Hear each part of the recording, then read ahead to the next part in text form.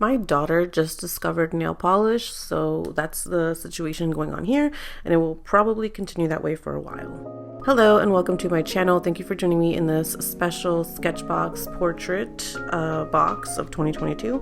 Let's go ahead and get started. I was super excited for this box. If you're new to my channel and have never seen my Instagram, I have a special love for portraits and still life and fan art. So naturally, I had to get this box, but there are some things that I was not happy with about it, but more on that later. Firstly, we have our special menu with the retail prices and details about our supplies, and the first thing we have listed are the Faber-Castell Albrecht Dürer watercolor pencils, retailing for $18.60. We received 6 colors in Caput Mortem Violet, Red Violet, Brown Yellow Ochre, Salmon, Dark Indigo, and India Red. Up next, we received 5 watercolor tubes, 2 from Daniel Smith in Burnt Sienna and Burnt Umber, retailing for $9.42 each, 1 from Van Gogh and Naples Yellow Red, retailing for $5.35, 1 from Grumbacher Academy in Gamboge, retailing for $5.15, and 1 Royal Talents watercolor in Chinese White, retailing for $1.04. We also received a custom Daniel Smith dot card for $5. I've wanted to purchase their dot cards before to figure out what colors I want to build my own palette with, so this will definitely be useful to me. Next is a set of 3 Princeton Brushes, retailing for $9.99. My favorite part of the box is this flower palette that's retailing for $8.05, and I need to know where that is because I want to buy more.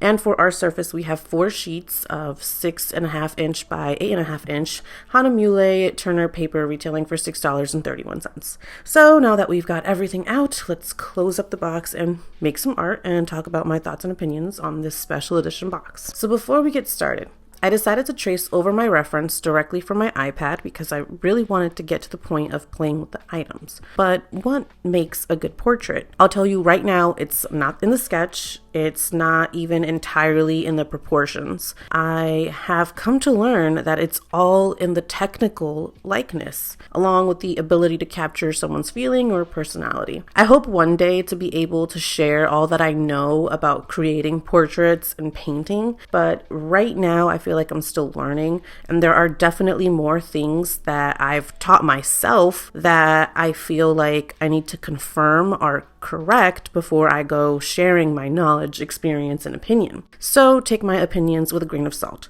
But here we go. First things first. I did go pretty small on the portrait because I really wanted to put the brushes to the test. Working that small on a portrait is something that I'm not comfortable with just yet, and my son's face ended up being about the size of a quarter. I definitely think I should have gone just a little bit bigger so that I could have had better control, but it is what it is. I wanted to go small mainly because the packaging on the brushes said mixed media, and I've learned not to trust that because not all brushes are created equal, and you really have to go based on the feel of the bristles to really see how all these brushes can work for you and how you want to use them to make your own art. And these felt good for detailing, but not for creating big even washes. I was really not sure how well they would perform, but for a small portrait, they worked out just fine.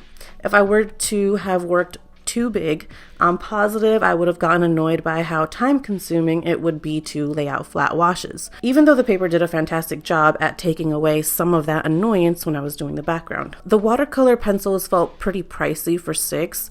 I think we've received some before, but I don't remember for sure. You know, we receive a lot of watercolor pencils. But anyways, I think they'd do great for sketching the basic shapes, but you do need to be careful with not using too much pressure if it's just a sketch. You could either scratch the paper, which would be obvious in the final product, or the color might not dissolve completely. And you kind of want to plan ahead because watercolor is translucent. So if you dig too deep, it will show at the end. Unless that's what you're going for, that's the kind of style that you like, then, do you. When I was blocking in some shapes, it almost felt like it had too much texture on the paper for me. But I ended up really liking how these pencils behaved, and they dissolved beautifully. So I will 100% be using these in the future, no doubt about it. As for the Daniel Smith watercolors, we received some great ones, colors that I actually don't have just yet, Burnt Sienna and Burnt Umber.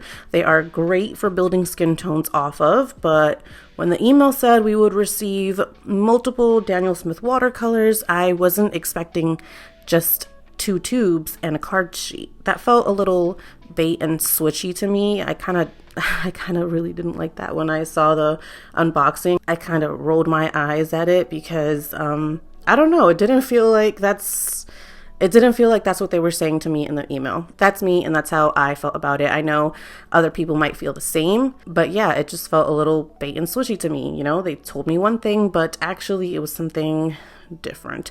And although the other watercolors were good, you know, don't get me wrong, and I'm glad that I was able to try different brands, it just wasn't the impression that I was given when I was reading the email. It kind of felt like it was going to be a Daniel Smith tailored box. That's just what I got from reading it. And speaking of the other colors, the Van Gogh Naples Yellow Red will for sure be a staple in my palette. I really loved this color. It makes another great building block. A little blue or green and you have a nice cooler skin tone. Add a little red or burnt sienna and you have a great darker warm skin tone.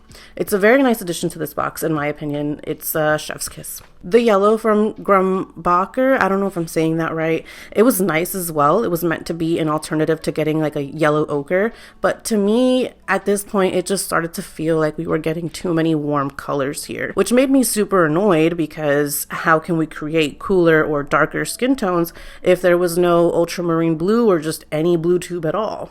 Sure, you can say it was on the watercolor sheet, or maybe we could even use a dark indigo pencil, but that can only take you so far. You wouldn't be able to build your own palette without a tube. So seriously, like how are we supposed to build cooler or darker skin tones if all we have are reds and yellows? Adding one blue to the box wouldn't have tipped the scale price-wise, in my opinion, and I think it would have been good for the box. Like as a total, it would have felt more complete. So a quick recap. Yes. Pros. Amazing colors for building a skin tone if you know what you're doing when it comes to mixing. And if you don't know what you're doing when it comes to mixing, it's great to experiment with. It's very, I think, beginner friendly because it has, you know, different colors that you can play with. The paper is super absorbent and it gives great texture to the watercolor. The brushes are great for small details. And of course, the amazing flower palette, it will get great use from me. I'm not complaining on that one, especially because it's $8. I feel like everywhere I see a flower palette, they're like $11 or up. I don't know.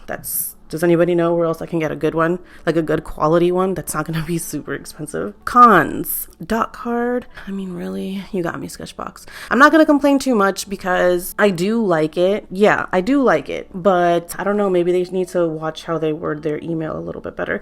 I know that they're trying to get people to want the box, but I really didn't like that. Usually when they send the emails, I kind of have an idea of what they're going to be sending by the way they word it, which is nice because they don't give you too many spoilers, but they give you a like basic idea of what you're going to get. And I wasn't expecting a watercolor card, like a watercolor sheet at all. Like that's not what I was expecting. So that to me is a con. And no blue tube. How can we not have a blue tube? That's really not cool. You need some blue. Too many pencils. I loved the colors. I just don't think that we needed that many. Maybe if we would have gotten the dark indigo for the final details at the end. The salmon is good for sketching, and maybe one of the violets or the reds. I don't think we needed all of them. Towards the end, I realized the values were a little off in my son's face because I lost the highlights. So I just wet the brush, rubbed over the areas that I wanted to lighten, and used a paper towel to lift up that pigment. And it ended up working like a charm. I was really happy about that. Also, the Sketchbox video wasn't as detailed as I thought it would be. It missed some important talking points for a portrait video, in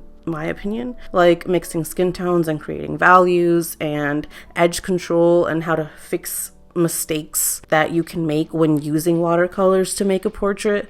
Like if you start to get a hard edge, how can you fix that? But yeah, I guess it could have been just a little bit more detailed in that sense. But that's all that I have for this special edition box. I would have liked to make this video a little bit longer, but I feel like this video has been stalled for too long, so we will leave it how it is. And if you have any questions on portraits or watercolors, please feel free to ask below and I will respond to the best of my ability. Thank you, and I hope to see you next time. Bye.